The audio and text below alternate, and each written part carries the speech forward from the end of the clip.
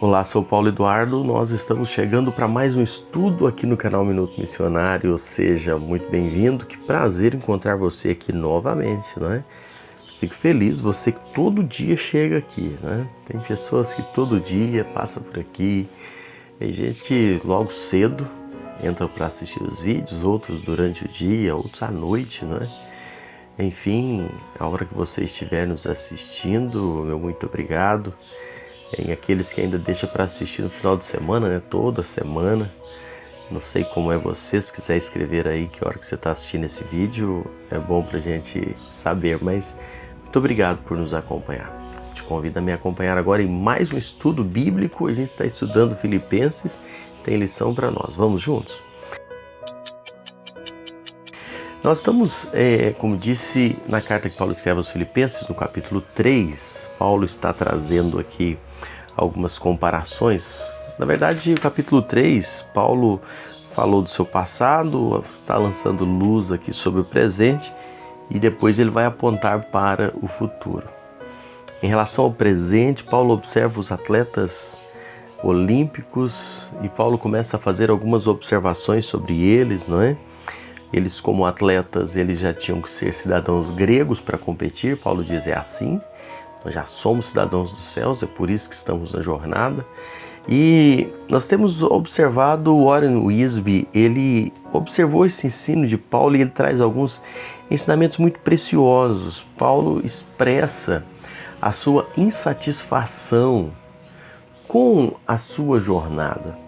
Você vai olhar aqui o verso 12 e o 13, a primeira parte, nós já estudamos isso aqui, começamos a estudar. Paulo diz, não que eu o tenha já recebido ou tenha já obtido a perfeição, mas eu prossigo para conquistar aquilo para o que também fui conquistado por Cristo Jesus. Irmãos, quanto a mim, não julgo havê-lo alcançado, mas uma coisa eu faço. Paulo diz, olha, eu ainda não é que eu alcancei não, né? Eu gosto de observar. Paulo, um homem de Deus, um servo fiel, você conhece a história de Paulo, um instrumento valoroso para a pregação do evangelho, um plantador de igrejas, um homem que tinha uma história, mas Paulo, ele queria mais. Paulo, como eu disse no último estudo, exemplo de Moisés, está lá em Êxodo 33, Paulo queria mais, ele tinha uma insatisfação santa, não é? E a gente pensa como tem muitas pessoas hoje que estão satisfeitos consigo mesmo na vida cristã. Tem muita gente que olha para si e fica orgulhoso do que está vendo em si, né? O que está fazendo, o que faz, quem é, né? E muitas vezes se comparando com aqueles que estão piores. A gente fica triste em ver isso, né? Tem muita gente que não faz nada, que não se envolve, e ainda olha e fala, mas eu sou melhor do que o fulano, pelo menos eu ainda faço isso, né? Vou dar um exemplo bem superficial, né? Para você entender. Aquelas pessoas que às vezes não vão ao culto durante a semana para reunião de estudo. E aí diz assim, pelo menos eu venho no domingo, né? Não falto, todo domingo estou aqui. Pior é o fulano, que às vezes falta até no domingo, né? Outros não lê a Bíblia, falam, mas pelo menos eu escuto um hino. Um hino é aquele que nem escuta música, que não escuta um louvor. Enfim, querem comparar com quem está pior para ter um descanso, uma tranquilidade. E a gente olha Paulo com tudo que ele está fazendo. Paulo, ele diz, olha, eu ainda não cheguei aonde eu preciso chegar. Eu ainda não estou lá. Não é? Ele usa a expressão não chegou à perfeição, né? Embora seja perfeito, amadurecido na fé, mas uma das características da maturidade é essa consciência da própria imperfeição. Uma das características de uma pessoa madura é a pessoa saber que é imperfeito, que é fraco. Eu costumo dizer que a pessoa que se acha muito é que ela não sabe nada, né? A pessoa que acha que sabe tudo não sabe nada, na verdade. A gente, você vai conversar com ele, tudo ele sabe, né? Tudo ele conhece, tudo ele... É um sinal que não sabe nada, é uma falta de maturidade.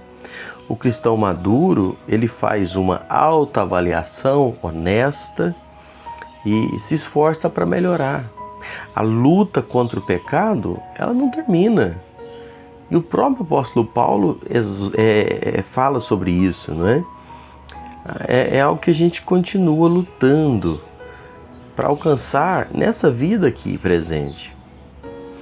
E Paulo usa a expressão perfeito aqui, não é? Eu acho isso aqui muito forte, não é? Paulo diz, olha, não que eu já tenha obtido a perfeição. Eu fui dar uma olhada sobre essa questão dessa palavra perfeito usado aqui, e William Barclay, ele fala dessa palavra grega, a palavra teleios, que é traduzida por perfeito aqui, perfeição. Ela é empregada não apenas para uma absoluta perfeição, mas para um certo tipo de perfeição. Por exemplo, significa desenvolvido plenamente em contraposição a um não desenvolvido. Um homem maduro em contraposição a um jovem. Então, essa perfeito, ela pode ser comparado com um homem maduro, com um jovem. Não, o jovem ainda não está perfeito e o maduro já está perfeito. Nesse texto, não é? Nesse contexto, aquilo que está em desenvolvimento e aquilo que já foi desenvolvido plenamente. Essa mesma palavra também usa-se para descrever um homem de mente madura em oposição a um principiante em algum estudo. Alguém que está começando a estudar, não está perfeito, aquele que já está mais maduro no estudo, mais aprofundado, ele está perfeito naquela área. Mesma palavra usada aqui. Quando se trata de oferendas, não é? Também significa algo sem mácula, adequado para o sacrifício a Deus, não é? Você lembra daquele sacrifício de animais no passado? Precisava pegar um novilho sem mancha e sem defeito. Então ele estava perfeito para o sacrifício. E em contrapartida, um outro animal que tivesse qualquer defeito não era perfeito. Então, é nesse contexto, não é, que Paulo vai usando, não é? O termo maduro, ele mesmo foi tirado dos jogos atléticos, cujo significado é coroado como um vencedor. Ele está maduro, ele está perfeito, ele ganhou, ele chegou ao final. Então é esse termo que Paulo está usando aqui, não está falando em uma perfeição no sentido mais amplo, que às vezes você entenda, não tem nenhuma falha que é completo, que é a perfeição, não é? A gente sabe que nós somos pecadores, somos falhos, mas o termo perfeito usado por Paulo aqui traz esse sentido. Ralph Martin diz que esse termo perfeição era muito usado pelos falsos mestres, e é por isso que Paulo está trazendo ele aqui, não é? Aqueles judaizantes religiosos, eles se vangloriavam da sua perfeição, por guardar a lei, por guardar os costumes, quer fossem judeus, né, eles professavam a lei de uma forma a se acharem perfeitos. Os cristãos gnósticos também, eles reivindicavam serem iluminados, e aí eles queriam dizer que eles eram homens perfeitos, não é? E Paulo diz, olha, não, eu não sou perfeito não, eu não cheguei nessa perfeição não, colocando contraponto àqueles religiosos falsos daquela época, né, que se achavam os perfeitos. E eu gosto de ver a forma que Paulo vai abordando, né? Por quê, meus irmãos? Essa presunção espiritual, ela é um sinal evidente da imaturidade espiritual. Presunção, a pessoa que se acha. E a gente tem alguns pontos que a gente levanta aqui, eu vou passar rapidamente para você. Você conhece o exemplo da igreja em Sardes, né?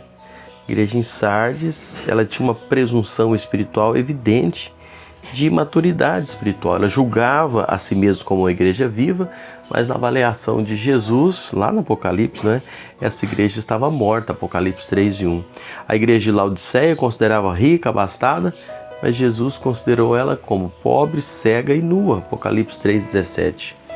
Sansão é outro exemplo. Sansão pensou que ainda tinha forças, quando na realidade ele tinha perdido, em Juízes 16:20. O despertamento espiritual de uma igreja começa não pela empáfia espiritual, mas pela humildade e o reconhecimento que ainda precisa buscar mais a Deus. A gente desenvolve espiritualmente, a gente desperta espiritualmente, não por achar que está bom, que faz muito, que é certa, que é a melhor, mas quando a gente reconhece nossas falhas, quando nós reconhecemos que ainda estamos longe daquilo que nós precisávamos ser e dependemos da graça, da misericórdia de Deus e não nos gloriamos, não nos orgulhamos, mas sabemos que somos dependentes do Senhor. Isso é uma lição muito preciosa para muita gente, né? Que estão se achando aí e achando que são muito espirituais, muito maduros, que já está perfeito e vê erro em todo mundo, falha em todo mundo, só não vê as suas próprias falhas. Isso é um sinal de imaturidade e Paulo nos dá essa lição. Pensa nisso, que Deus abençoe a sua vida. Obrigado por me acompanhar novamente. Se não fez a sua inscrição, faça agora, aproveite esse momento. Se inscreva, deixe o seu gostei, se eu não gostei, faça um comentário. Que Deus abençoe sua vida e até o próximo encontro.